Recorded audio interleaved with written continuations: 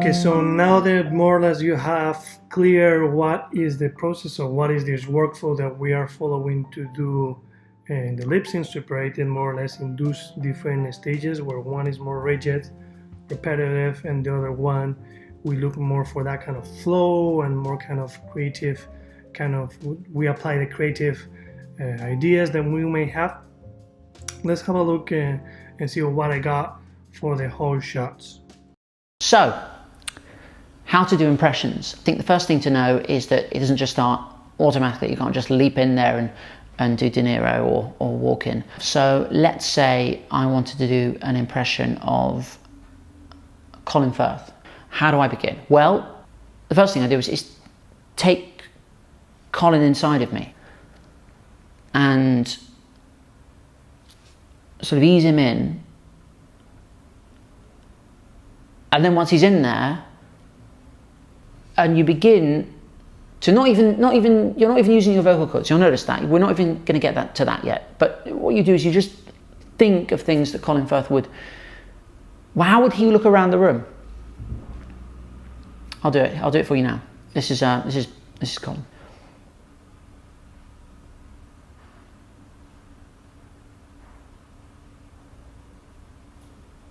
See what I mean? All right. So. Zooming up, now that you're gonna be doing this, what we've done basically is just filling the gaps. We didn't work at all with the body. You may see that from previous version, maybe I had to tweak the timing of some body postures, but all the work that I've done in this stage is just mouth.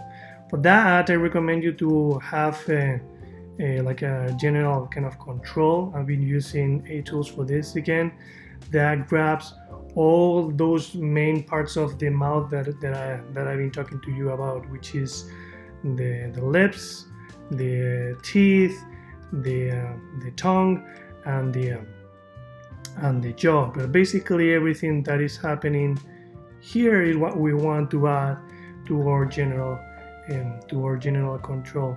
So as you can see, if I just click on just body, if I just click on body and then I just go on mouth, you can see that I already have how I've done already that kind of the process of filling the gaps. For the next part of the process, what I will do is just to key all, but this is just so to show you that the main work that I've been doing in this stage is just focus on mouth, nothing else than that. Though sometimes maybe some of the body postures are needed to just, as I was saying, to retouch a little bit in terms of timing. But the idea is that after accents, everything has to be where it has to be. So we work pretty safely with all the lip sync.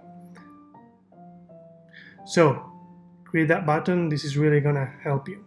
This part is probably, if not one of the most important for you to really copy, because as we talked before, the whole face is a very complex part of the character, and I would say probably the face is maybe the most. I mean, all the face is very much, but the mouth is very complex. We have different parts of the mouth, and everything is working together, and they have to create very concrete kind of shapes in order to work functionally. But not only functionally, they also have to be appealing. So if you really copy all of these mouth shapes, it's really going to help you to really learn in a very effective way how you can create those mouth shapes depending on the expression of whatever the character is saying it. I try to really apply different ways, and let's say complexity. I already talked about complexity, how that edge shape can vary through the process, so you can get a little bit of variety on, let's say, complexity in the mouth shapes. So that helps you a little bit to get different ways to apply it. So yeah, that's it. It's a small, let's say, module to talk about things. It's more, probably this is one of the ones that take more time, is more time consuming doing this. So go for it. I wish you the best. Try to have fun in this part of the process for me is one of the most tedious.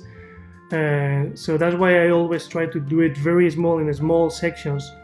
So I see that it's working, I see how it's coming alive, and that really gives me feedback and keeps my motivation going. Otherwise, if I try to do like everything in one, let's say in one time, it's gonna be too much. So small sections, try to make it work good. Do, let's say, that first stage, at least in your personal shop, do that first stage where everything is working good in the right timing with the right shape, and then do let's say all the creative stuff and all the mojo that you want to add, and make it work only in that small section, 20 frames or 30 frames. So when you play Blast and you see it's starting to be alive, you start to feel like, oh, this is looking great. That kind of keeps you going. So good luck and have fun.